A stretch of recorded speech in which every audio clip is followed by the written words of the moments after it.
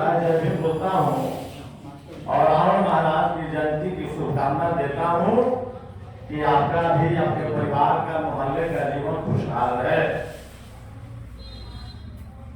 पहाड़ से जो टकराता है उसे तूफान कहते हैं। पहाड़ से जो टकराता है उसे तूफान कहते हैं, और तूफान से जो टकराता है उसे हैवान कहते हैं, और हैवान रूपी राम से जो टकराता है उसको रावण महाराज कहते हैं।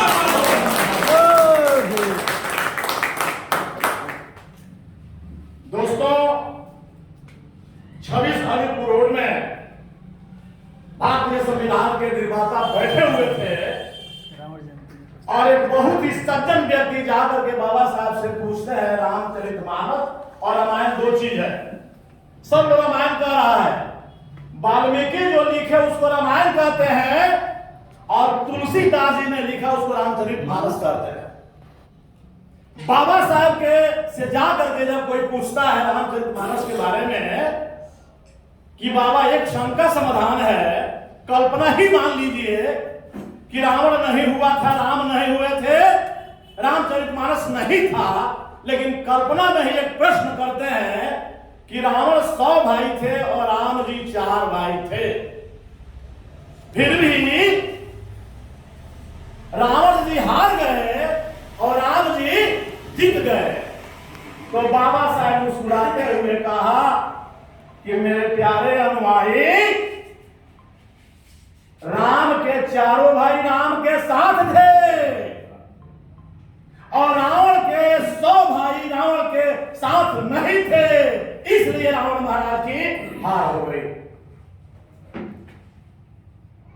बाबा साहब एक और बात कहे वहीं पर, ए भारत के मूल निवासियों, तुम्हारी समस्या गरीबी नहीं है बल्कि हिंदू धर्म है, जिसमें जाति के नाम पर तुम्हारा राजनैतिक, आर्थिक, सामाजिक, सांस्कृतिक, धार्मिक शोषण किया जाता है।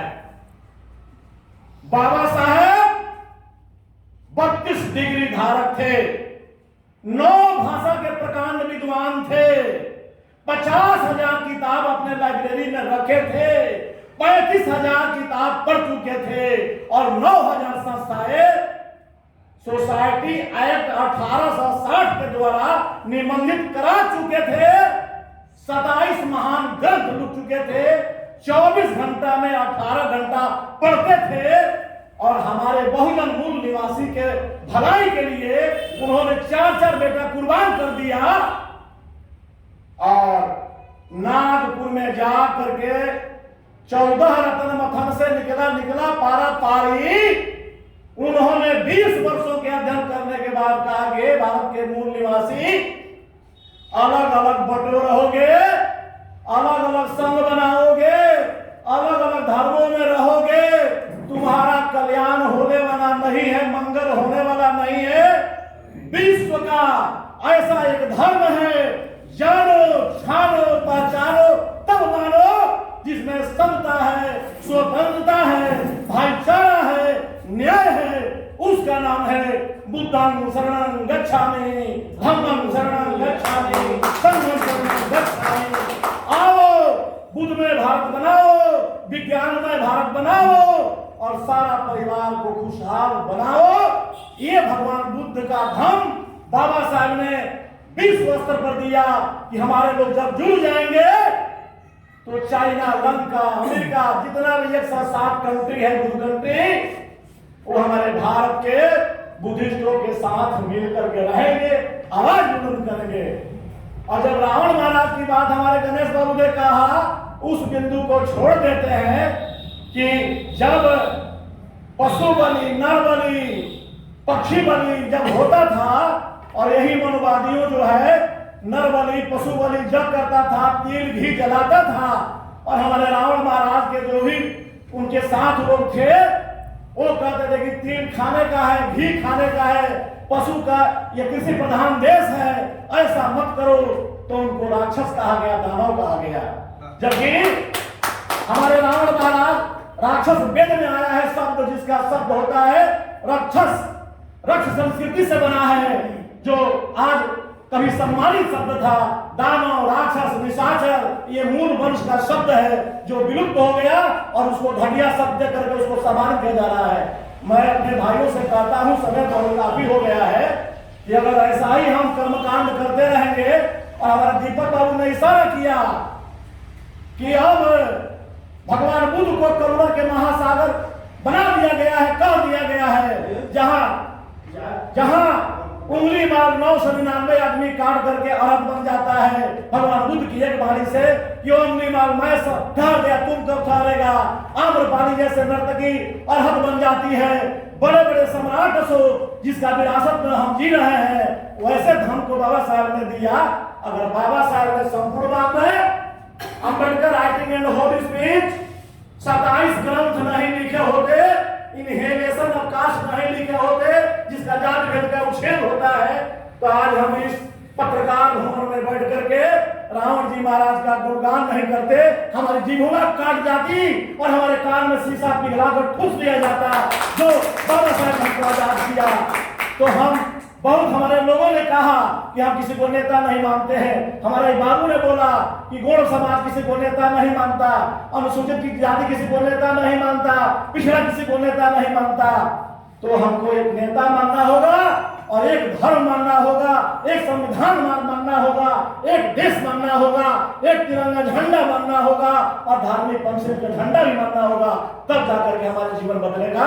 अगर ऐसा ही हम बटे रहेंगे विभिन्न धर्मों में, सभी को मिला करके बाबा साहेब ने उत्तम, विश्व का सर्वोत्तम धर्म दिया।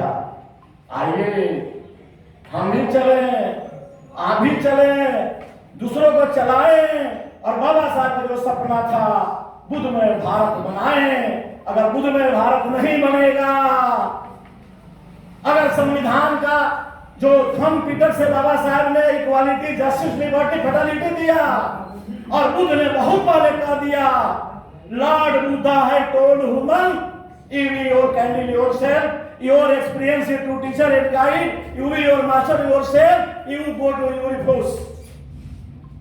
ये कौन समझेगा? पढ़े लिखे लोग समझेंगे। अपना प्रकाश स्वयं बनो, और जो संचालक है रावण महाराज जयंती के, जो अगुआ लोग हैं, जो देश चलाने की बात करते हैं, शिवान को बदलने की करते हैं, तो बाबा साहब ने कहा है कि जब तक तुम्हारे घर में ब्राह्मणवाद जिंदा रहेगा, ये जो वायरस है ब्राह्मणवाद का जो फैला हुआ है, कोई भी तुम जयंती बना लो, चाहे अम्बेडकर की हो, चाहे रावण महाराज की हो, चाहे रविदास की हो, चाहे संत गडगे की हो, बुद्धमय भारत, हमारा परिवर्तन और जात पात खत्म नहीं होगा। एक ही बात से हमारा जात खत्म होगा, चाहे अनुसूचित जाति हो, जनजाति हो, पिछड़ा हो, वो धर्म का नाम है। धर्म, सधर्म और धर्म, ये अंतर समझना होगा। ये भगवान बुद्ध का दिया हुआ धर्म है, धर्म नहीं है। हमारे भक्त जी ने बनाया कि धर्म है। तो मैं इस पावन अवसर पर संकल्प ले कि घर में भी वही दिखाई पड़े और बाहर भी वही दिखाई पड़े। अगर दो चेहरा या बनाकर चलिएगा समाज में, अगर हम मंच पर राजन जी बैठे हैं, इतने बड़े पदाधिकारी, बोकारो सेल के महाप्रबंधक, बेटा पायलट, बेटी फैशन डिजाइनर, और गांव गांव बोकारो के जाकर के सिटी सिटी घूम करके धर्म का प्रचार करते हैं। ये हमारे गणेश बाबू बैठे हैं, 3 विषय से एमए पास किए हुए हैं, एडवोकेट हैं, दीपक सम्राट है, और हमारे डॉक्टर एम रंजन है सिवान में, जो बदल दिया। जब उन्होंने बौद्ध धर्म अपनाया तो उनके घर में 5 डॉक्टर हो गए, और जब से राजन जी आए हैं बौद्ध धर्म में तो इनका बेटा पायलट हो गया। जब ये मनोवादी व्यवस्था को नहीं मानते हैं और हम मनोवादी व्यवस्था को मानते हैं, तो बीए पास करने में कई साल लगता है, मैट्रिक फेल हो जाते हैं। ये सरस्वती की पूजा नहीं करते, ये धन लक्ष्मी की पूजा नहीं करते, मैं नहीं करता। मैं गरीब का बेटा, मुआरी का रहने वाला हूँ। मैं माँ के पेट में था 6 महीना, मेरे पिताजी मर गए और हम चिमनी पर ईंटा पाते थे। धन्य है रामचंद्र पासवान सीओ तत्कालीन रघुनाथपुर अंचल के, उन्होंने बाबा साहब का एक फोटो दिया 79 में, और मैंने उस फोटो को अपने दिल में लगाया, उसके अनुसार चला। आज राजदेव बाबू की सिवान में नहीं, पूरे भारत के प्रत्येक राज्य में राजदेव बाबू की पहचान मिलती है। वो 89 करोड़ देवता से नहीं, वो शिव से नहीं, वो सरस्वती से नहीं, वो दुर्गा से नहीं, वो विश्वकर्मा से नहीं, वो शंकर से नहीं, वो ब्रह्मा विष्णु से नहीं। अगर मेरी पहचान मिली तो संविधान निर्माता बाबा साहब भीमराव। सभी को नमन करते हुए, अपने नारी को विश्राम करते हुए, जो सीधा बोल दिए क्षमा प्रार्थी हो, और सभी लोग भगवान के शरण आए।